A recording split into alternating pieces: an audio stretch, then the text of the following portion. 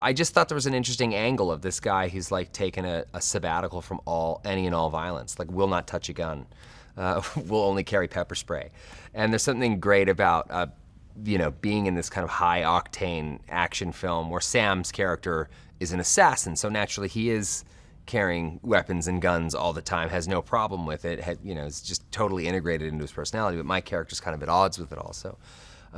So I really enjoyed that aspect or that element of the movie, and it's something I've been able to do in a few sort of larger scale action films lately, is that necessity is the mother of invention. So if you take away this idea that we step up to the plate in all sort of action sequences using guns as tools of violence, and instead we have to think outside the box and say, okay, like if you're going to do a big fight sequence and you're not going to use guns, what do?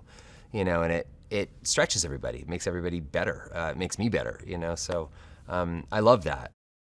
My character, Bryce, is sort of the kind of, less, I guess, more violent, in the more violent world of like Neil Page and Del Griffith from Planes, Trains, and Automobiles. I'm this like exasperated straight man who's just had enough, and Sam kind of brings this mercurial, crazy element, and then Selma just like next levels that. So, we're really sort of filtering the narrative through the prism of Bryce's kind of viewpoint and experience of these two people who are literally made for each other. They're crazy, his crazy matches her crazy and vice versa. So it really does bring it to a new level. I'm obsessed and I love this cast. I mean, working with Sam is like this, I always think of me and Sam are sort of like kelp underwater, like we kind of like move together in this great way with the current. And then when you add Salma into the mix, who I think just makes both of us better at what we do and really wakes us up each and every day.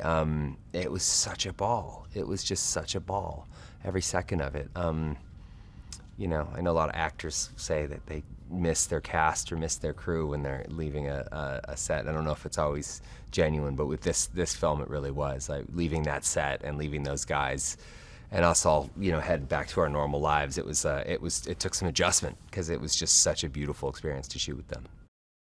Salma, had just one of those kind of classic, came in, pilfered all the scenes in the first movie. She's the limited screen time she had, she just was such a fan favorite. So it was a no-brainer. I think it was one of those things where it's always important to listen to your movie when you're shooting it. So Salma really brought something to the table in the first movie that needed to be explored and exploited further. And I don't even think anyone really talked about it. It was just a given that she was going to be the headliner of the second film.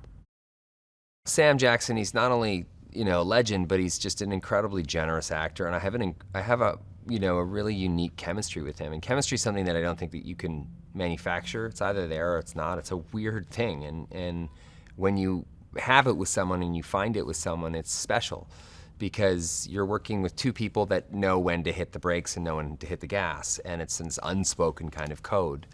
And Sam is he's an incredibly adept improvisational actor as well, which is, for me, is always a bonus because that's where I come from. So working with him in that context is pretty awesome.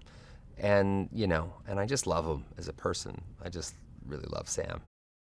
He really can kind of make a lot out of very little, and that's what you have to do in these kinds of action movies these days. So, and he's very good at listening to the movie, which I think is important, like understanding that you have a script and a blueprint and a direction in which you're going, but you also can sometimes pause, listen to your film, and pivot and change and move in other directions, and he's really good at that.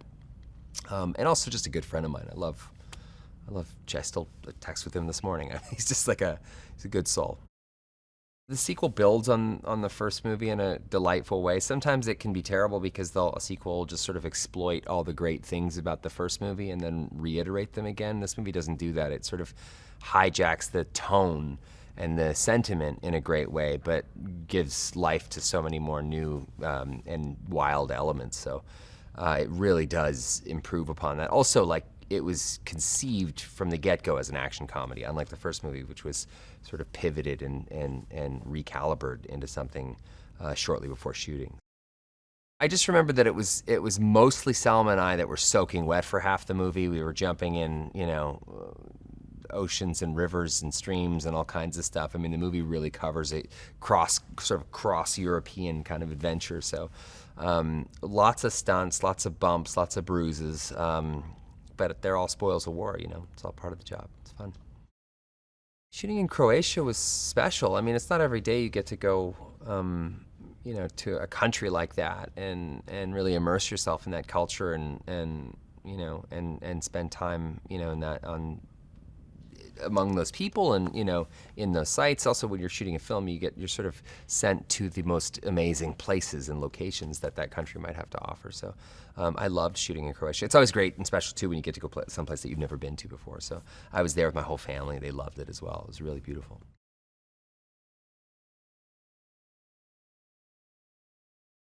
Hi there, here's today's Daily Fact. Ryan Reynolds has starred in many action-fueled films such as Six Underground, Free Guy, Deadpool, you name it.